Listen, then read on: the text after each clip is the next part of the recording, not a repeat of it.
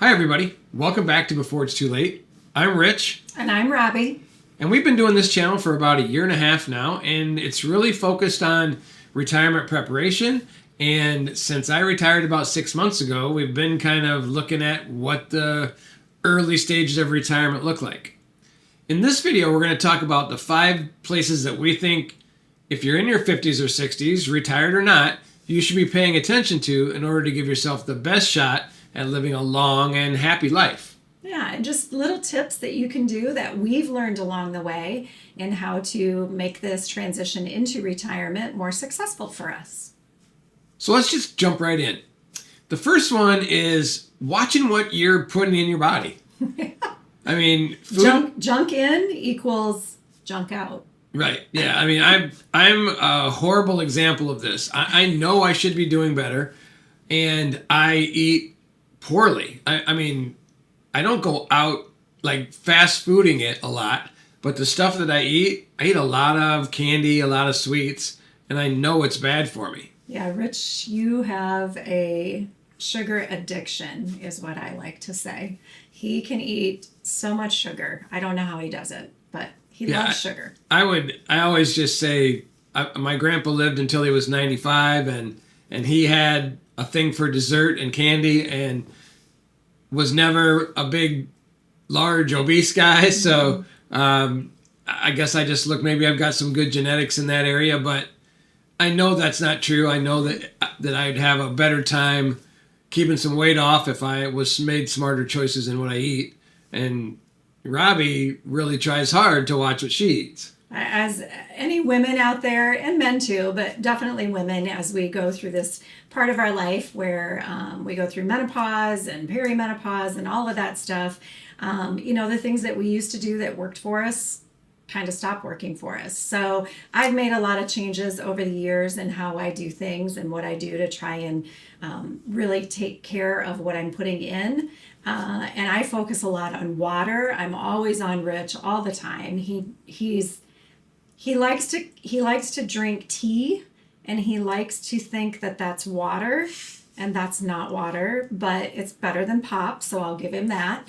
But water is a big thing. Definitely focus in on that. And then I'm a huge person on making sure that I have a lot of protein, good protein intake. So yeah, I mean, the food's important, but I think the biggest thing, especially for people our age, is being careful with the alcohol intake. Absolutely. Alcohol does a lot of bad things. Yeah, I've never drank, so it kind of, it feels weird me telling other people. I mean, whatever. I don't care if you drink, but just realize if you drink that you could be harming your body. Now, I know there's studies out there that talk about a glass or two of wine may be good for you, and that may be true. But when you're in this stage of life, when your kids are gone and sometimes you have more free time than you're used to, unfortunately, sometimes a glass or two turns into a half a bottle or a couple of beers turns into a 6-pack, and next thing you know, you're taking a bunch of calories in that way. Yeah, for sure. There's a lot of calories in alcohol, and I think it's easy maybe for people our age that are in retirement that you just kind of slip into like this routine that I'm always going to have, a glass of wine or a beer or something after dinner every evening. And pretty soon that turns into a couple, and that all can add up. So definitely, we are good about that. It's pretty easy. I do enjoy a glass of wine here and there, but with Rich not really being much of an alcohol drinker, which is awesome, it's really easy for me not to consume my calories through alcoholic beverages. Yeah, so food and drink is a real big piece of what you should be looking out for as you get into this stage of life. And another big one that people probably don't think about very much is just how much are you sitting? Yeah. I mean, a lot of us had jobs. Like before I retired, I sat a lot on my job. So I paid special attention. I used my lunch hours and I got out and I walked just to keep that mobility up. But I mean, we've all known people that when they retire, they spend way too much time in front of the television. Yeah. or just doing whatever, just not being active, not being purposeful in making sure that if you have downtime, you get out and you go and you exercise or you take a walk or you do whatever. It's just real easy to not make not sitting a priority. I mean, right. And I've heard it said that sitting is the new smoking. You know, not that many people smoke like it was when we were in our 20s and 30s. So now the biggest health risk is just a sedentary lifestyle. Right. Yeah. So if you haven't retired yet, make sure you're active. And if you're already retired, get out there and do some stuff. Even if it is just walking, you know, I've taken up pickleball and a couple other things to keep me active. And it's really important, not just, you know, yes, for your health, but it's also, it helps you stay engaged with people as well. Yeah, absolutely. It's kind of funny, you know, like it's so funny how we get attached to our phones, but I'm super attached to my watch, and I think you are too. And it's so important to me to make sure that every single day my little activity circles are closed. So that way I know I've stood enough, I've burned enough calories, I've been up and moving. So, you know, maybe that's something people can do is purchase something like that to help them and be more purposeful in getting the activity that they need. Yeah, I just mentioned walking to my mom one day and that she could track it on her phone or on her watch, and right. and suddenly she's out there walking. So if you know, if that's what it takes is to set some goals, just for number of steps or whatever, do that just to keep yourself from doom scrolling on your phone or spending way too much time watching, binge watching television or whatever. Yeah, for sure. All right, so the third thing we want to talk about that's super, super important, and we have kind of differing views on this a little bit, is sleep. Now, for me, man, I need my sleep. Like, I prioritize it. I want it. I like to be on a schedule. I like to go to bed at a certain time. I like my 8 hours. And if I don't have my 8 hours, I'm kind of grouchy. And Rich really doesn't need as much sleep, although the older you're getting. Yeah, the older I'm getting. I mean, I used to stay up till all hours of the night playing computer games or whatever it is, and I still do that every once in a while. But the older I get, the more I pay the price for that. And it's weird that, you know, when we go to bed together, let's say 9:30, 10 o'clock, 10:30, something like that, you know, we're waking up 6:30. And I think that's pretty common for people in our stage of life, whether that's a schedule you got used to when you were working or it's just the way our body clocks work. My problem is if I stay up till 1 or 1:30, that alarm inside still goes off at 6:30, and it's tough for me. And more than ever, you know, she says she's grouchy. More than ever, if I only get 5 or 6 hours of sleep, I just feel rough, and I know I take it out on the people that are closest to me too when that happens. I don't need as much as she does. I think I can get by with 7 hours or 6.5, 7 hours, and I'm good and I feel great.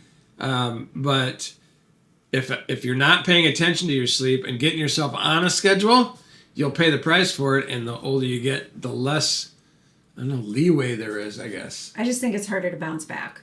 Like, you just don't, if you're not on that schedule and you're not prioritizing it and you're constantly being short of what you need for sleep, it just snowballs. So make that a priority. Sleep is important. Your body needs it.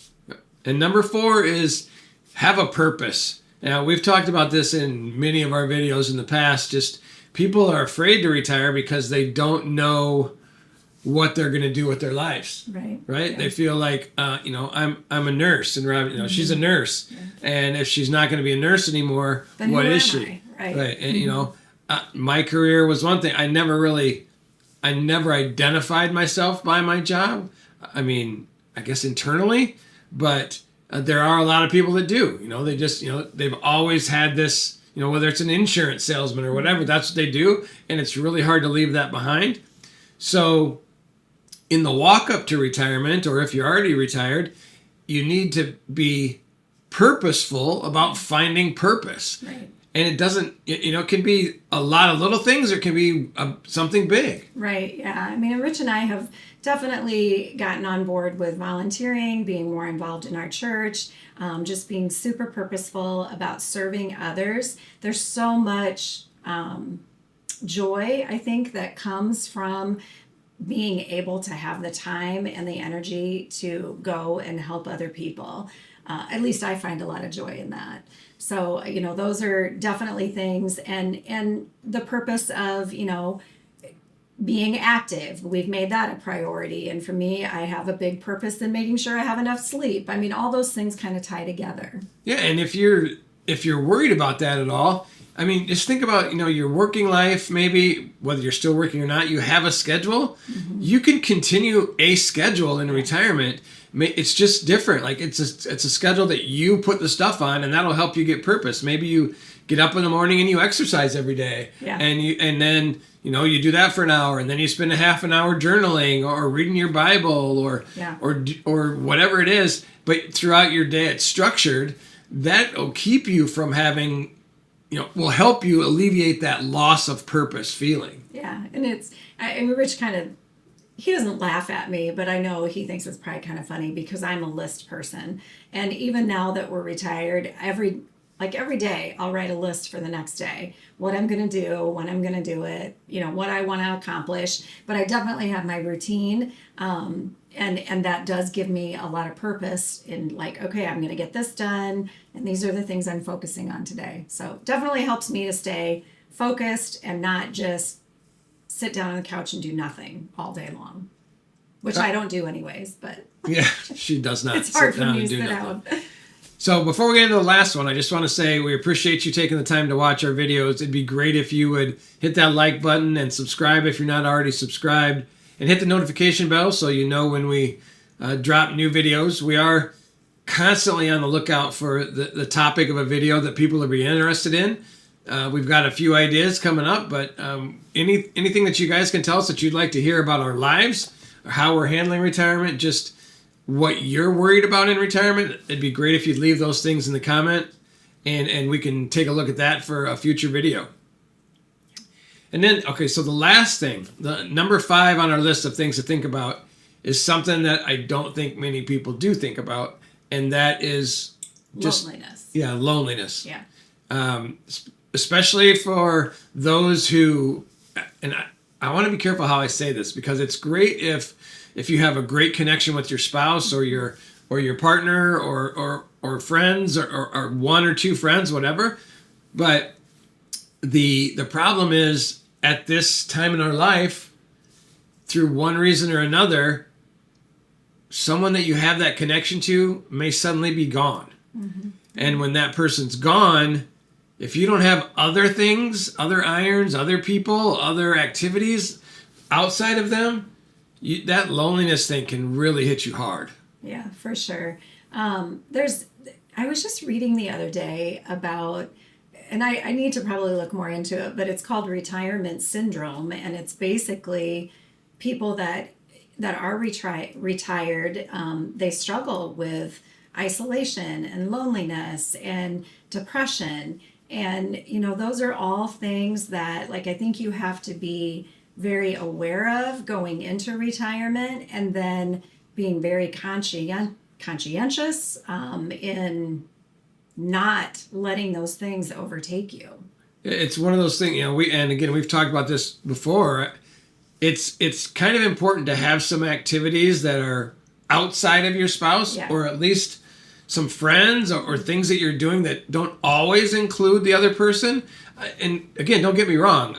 I enjoy the heck out of spending time with my wife, but I also want some other things. And it's not just so in case she's gone, I have other things to do, but it keeps me more well-rounded, I think. Yeah, absolutely. Yeah, it keeps us, we love to spend time together, and it's important that you have that. But also, I do think about, if the day comes when Rich is gone, okay, what am I going to do? How am I going to survive? And what's my purpose? And how can I combat becoming isolated and very lonely? I heard a stat the other day that kind of blew my mind, because I never thought about this. But apparently men over the age of 75 have the highest success rate for suicide, mm-hmm, of any other age group. Yeah, wow. And I guess that's, I suppose when you get to be 75, you've figured out, here's the best way to kill myself. But it also speaks to they get so attached to what's going on in their life that when there's a major shift, they don't know what to do with it. And then it's a combination of things. It's a combination of the loneliness, and then, you know, when they get sick, men in general, we don't go seek help.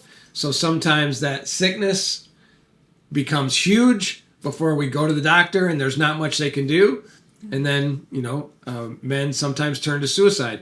So all that is wrapped up in the loneliness part. Like, find a way to make your life full outside of just with your partner. They can be a huge part of it, but make sure that's not where you're getting all your fulfillment from. Yeah, and I think, you know, for us too, again, I want to kind of bring in faith, because definitely our faith is our foundation. And, you know, that's where I think we get a lot of strength.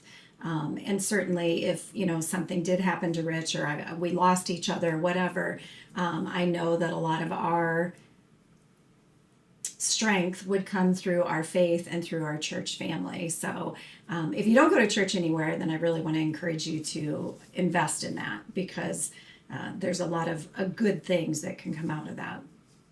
Yeah, okay, so just to recap, the 5 things we think you really need to start paying attention to, especially if you're in your 50s or 60s, is watch your food and drink, whatever what you're putting in your body. Be careful how much time you're sitting, whether that's watching television, scrolling on your phone or device, or whatever it is. Make sure you're getting plenty of sleep. That's my priority. I like that.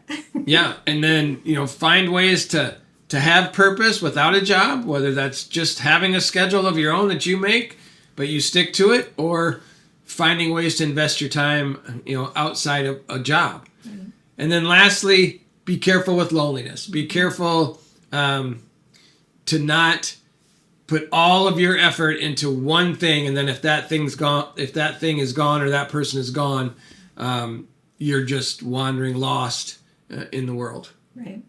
All good things. Right. Okay, so thanks for watching. We hope you got something from this. Again, we'd love to hear from you in the comments. It's good to have Robbie back on with me, so hopefully we'll find some things to talk about and keep this going. So thanks for watching us. And God bless.